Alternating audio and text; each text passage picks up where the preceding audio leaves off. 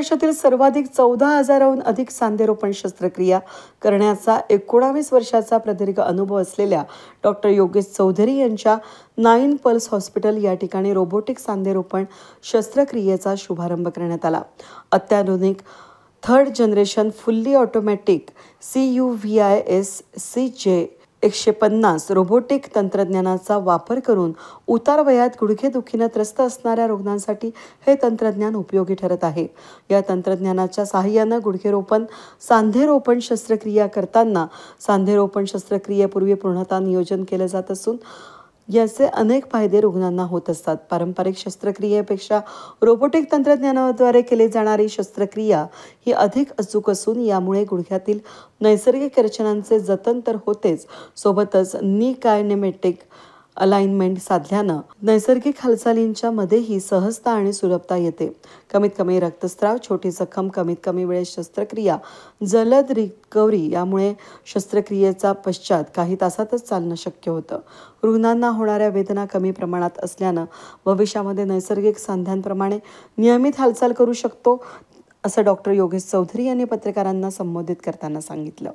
योगेश चौधरी हे गुडघेरोपणातील नॅनो टेक्नॉलॉजीचे प्रणेते असून उत्तर महाराष्ट्रात सांधेरोपणाबाबत जनजागृती करायचं काम देखील त्यांनी गेली अनेक वर्ष करत आहेत।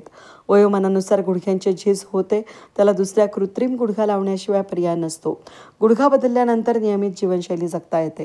गुडघ्याच्या त्रासामुळे अनेकदा हालचाल कमी होते, त्यामुळे स्थूलता, मधुमेह, रक्तदाब असे अनेक आजार देखील उद्भवू शकतात।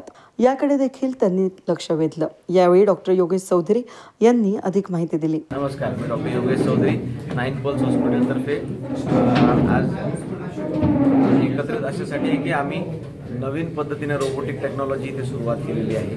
रोबोटिक सांधेरोपण हा तंत्रज्ञान 9 पल्स हॉस्पिटलमध्ये आज सुरुवात करून त्याच्या माध्यमाने आज रुग्णांना जास्तीत जास्त प्रमाणामध्ये आपण फायदा देण्याचा प्रयत्न करतो आहे। हे रोबोटिक सांधेरोपण तंत्रज्ञान आजपर्यंत मोठ्या शहरांमध्येच असायचं, आता 9 पल्सने देखील ते अवलंबलं आहे आणि हा इतका 19 वर्षाचा प्रदीर्घ अनुभव आणि आज 14,000पेक्षा जास्त सांधेरोपण आतापर्यंत झालेले असतात।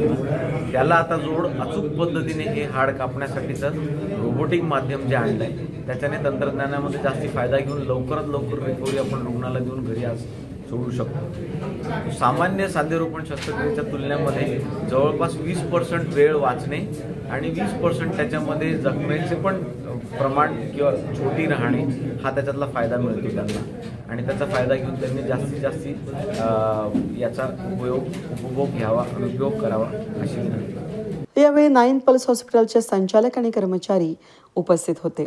वेद न्यूजसाठी प्रतिनिधी कमलाकर तिवडे, नाशिक।